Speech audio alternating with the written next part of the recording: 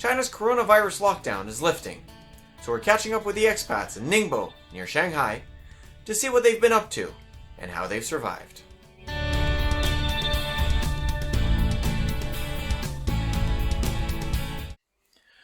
Well, welcome to all our listeners. We're here again for a second interview to see what happened with all the expats in our little city of Ningbo. So here with us this evening is Doug.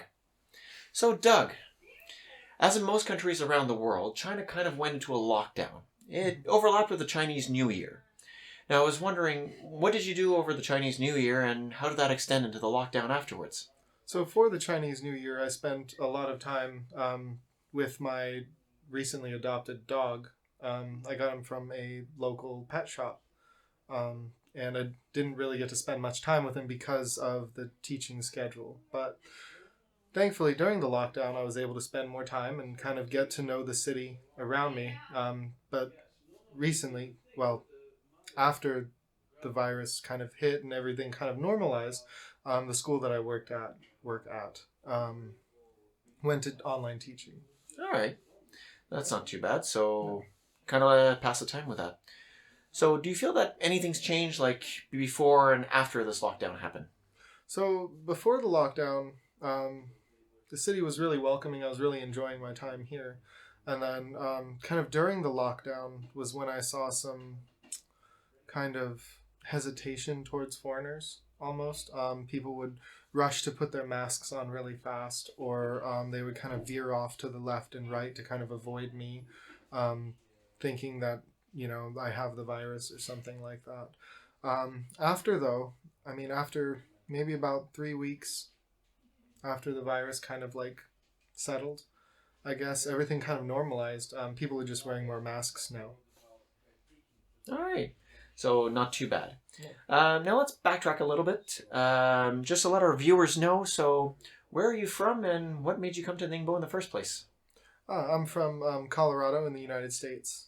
And I came here to teach English. At my old high school I taught, I felt like this was going to be like my only chance to really get out and travel the world. So I applied for it and I just kind of went for it, and well, here I am. All right. It's not too bad. So what are your general thoughts about like Ningbo or any of their Chinese cities that you've been to, like in comparison? So far I've only been to Ningbo as the Chinese city. Unfortunately, the lockdown kind of really isolated, the number of cities I can go to. I was planning to go to Shanghai or Hangzhou, but we're gonna wait for maybe one more month before I do that. But overall, I really like Ningbo. It's a good city, good experience. All right. So I think your general point of view for Ningbo is not too bad then in that case? Yeah. All right. So any future plans for you and the city over here? Not at the moment, no. I mean, outside of traveling to some of the other like local maybe parks or things like that, kind of to the north and south of us. Not really, no. All right. Well, Doug, thanks for sharing your experiences for what happened during this whole COVID-19 lockdown. And I hope it keeps going very well. And thanks to our listeners for being here this evening. So I hope you guys learned a little something of what the expats felt while they've been stuck in the lockdown here in China. So see you guys next week.